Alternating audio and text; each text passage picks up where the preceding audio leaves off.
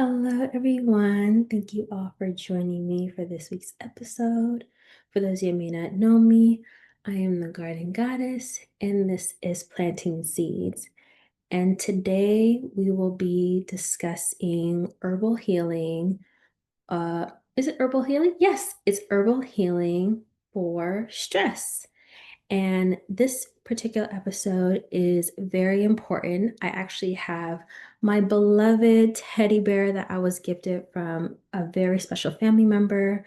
I have my very comforting blanket on hand because this week's episode, we're talking about stress, but more so, we're talking about ways to soothe and titrate our nervous system. And so it's a build on actually from my previous video that I filmed, which is our energy forecast from September. So if you didn't see that episode, I'll link it above, probably in one of these corners here. And so this week's episode is particularly special because it's a build on from that previous video I filmed, and it's going to encompass not just herbs you know of, but it's going to be a training on how to use these herbs into particular tools and exercises that you can use day to day. So if that sounds fun, if that sounds interesting, if that sounds something that you want to hear more about, then just keep on watching, stay tuned, and let's dive right on in. Okay, so before we jump into the tools, it's good to do a check-in when we're feeling stress, right? When we are overcome and overwhelmed with a level of stress that we're feeling, sometimes we're not always aware that we are feeling stress, right? And oftentimes, stress is held within the body. And so it's always good, I always say, to do a check in when we are overwhelmed and overcome with stress. And so the first thing I like to do when I am feeling a sense of overwhelmed is just to take a pause, take a minute, take a breath to just sit. Sit for a minute, take a five, like I'm a child. And that's when I like to either hide away in a bathroom for my job. Hopefully they ain't watching. Hide away from my job in the bathroom, go in a corner if I can, but just take a moment. And when I can take a moment to sort of get some level of relief, I like to take something on the go with me to sort of recenter myself. And that's when I use this particular herb in hand. The first herb we're going to be going over for stress to sort of titrate our nervous system back into a sense of equilibrium is rose. And so I use rose in particular because rose has a way of bringing us back to our center. Rose not only has the ability of bringing us back to our sense of calm and equilibrium, but rose is the herb that has the highest vibration out of all the flowers that we know of thus far in the sort of flower kingdom. And so I like to use rose within oil format because I like to use rose for EFT, which is an emotional freedom technique. And so if you don't know what emotional freedom technique, it's a technique to sort of free your mind, free your body, and bring yourself back into the moment in a very fast way. And so you use the oil with the rose in it. You're able to reprogram your mind using scent, which I've made a video on. I smell the oil very quickly to bring myself back into the moment. And then I used the tapping motion with the emotional freedom technique. And I say how I'm feeling in the moment. And the technique of the emotional freedom is you say, even though I'm feeling, which is even though I'm feeling overwhelmed in the moment, I choose to unconditionally love myself. And I say that 3 times. Even though I'm feeling overwhelmed in the moment, I choose to unconditionally love myself. Even though I'm feeling overwhelmed in this moment, I choose to unconditionally love myself. And the technique of the emotional freedom tapping motion was actually made, I believe, like a few decades ago for those that were suffering with PTSD. And it's a quick technique to help you in this moment bring you back to the now, which I love. And so the tapping motion, you go all the way around. You start with your hands, and then you go underneath your armpit. You go on under your eyebrow, under your eye, under your lip, on top of your lip, on your forehead. You can do tapping up here. Some people do their heart. And as you're going through your tapping motion, you're talking about how you're feeling in the moment. And even though it may seem silly, right? It may seem like, oh, this is dumb. Like, what is this going to do? I promise you, EFT is a huge game changer, especially in times of crises, especially emotional crises. EFT has a lot of research that backs it, and I didn't always like EFT, emotional freedom technique. The tapping motion has been a game changer, especially in times where you're in emotional panic, emotional duress. The emotional freedom technique mixed with scent, especially rose, and this other scent I'm going to tell you guys about, has been a huge game changer, especially when you're trying to titrate your nervous system. I want to make sure I'm recording, sorry. Um, and so whenever I'm in the moment of stress, and I don't always notice it at the time, but then I pick up on the fact that, hey, I'm actually overwhelmed and I actually do feel like I'm about to snap. I always keep an oil on me that I know helps me feel calm in the moment. I take a minute, go in the corner, go in the bathroom, do a quick EFT tap. This is the starter, by the way, of the EFT. You always start with the 3 setups. It's a setup, which is even though I feel how you feel, I choose to unconditionally love myself.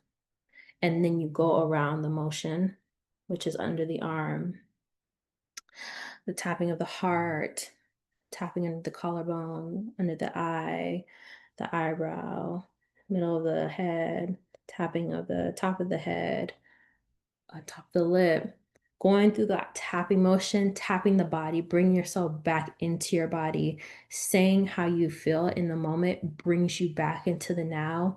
It also liberates yourself and brings you that relief.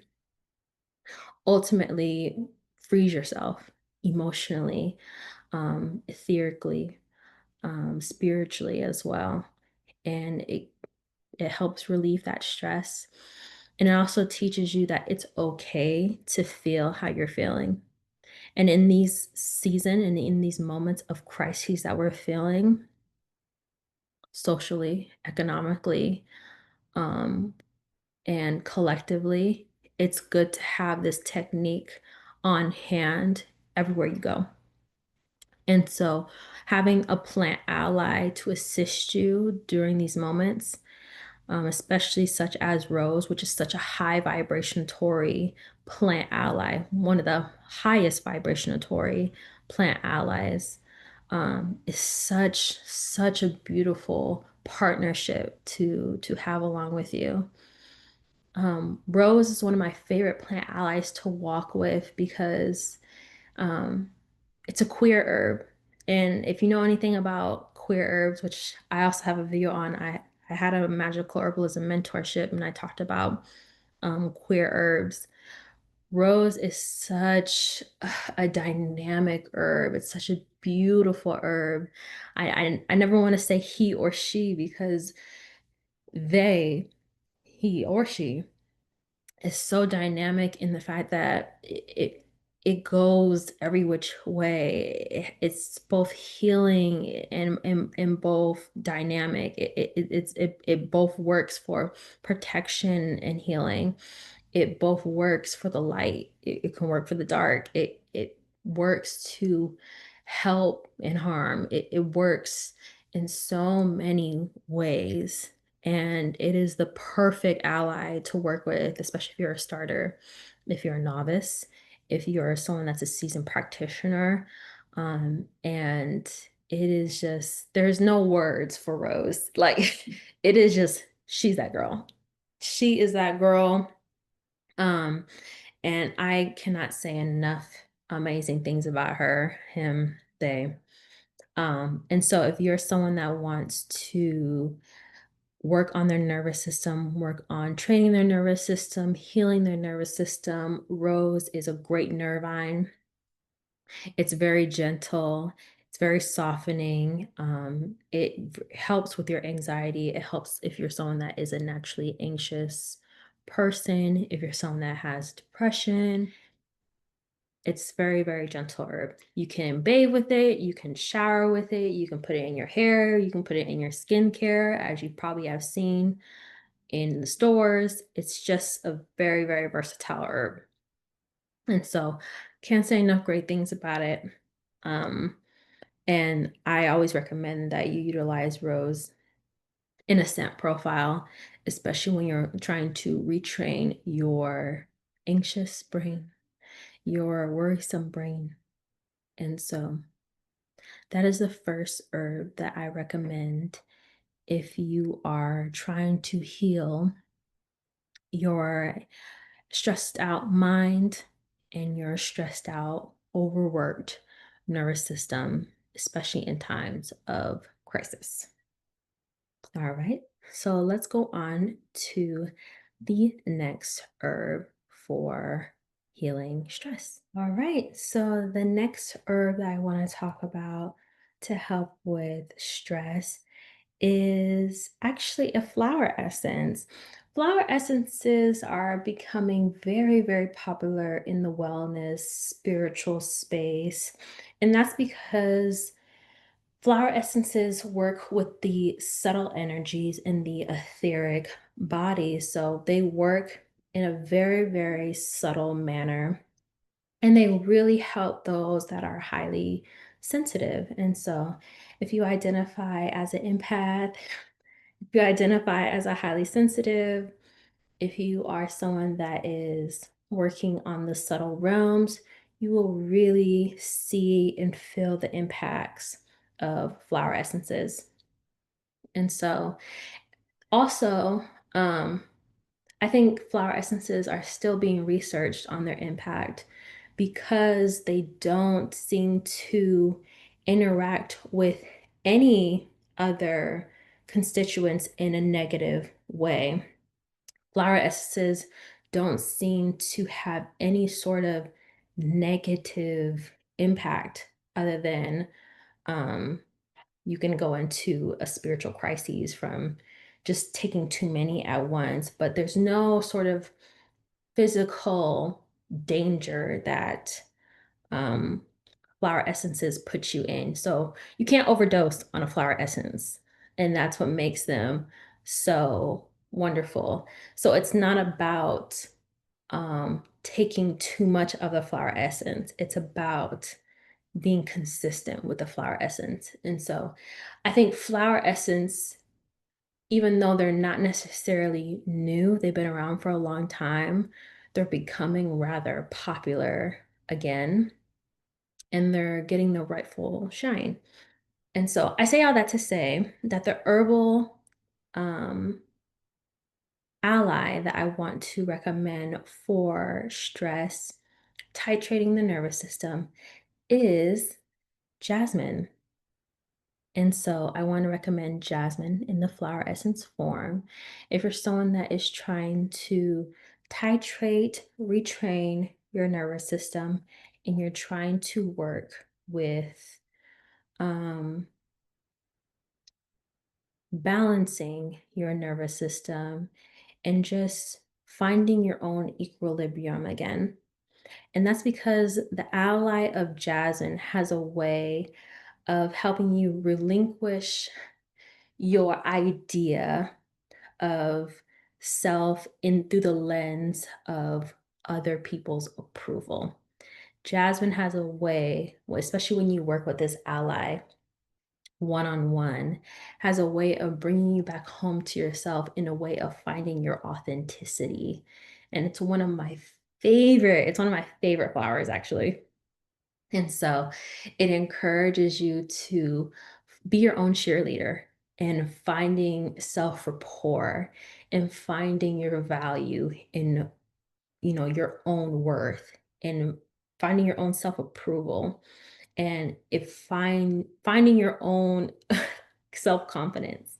And so the more consistent you are with taking this particular essence, the more you'll notice that you have more self-confidence, the more you'll start to feel yourself, the more you'll notice that you're more full of yourself, meaning you're more full of your own energy.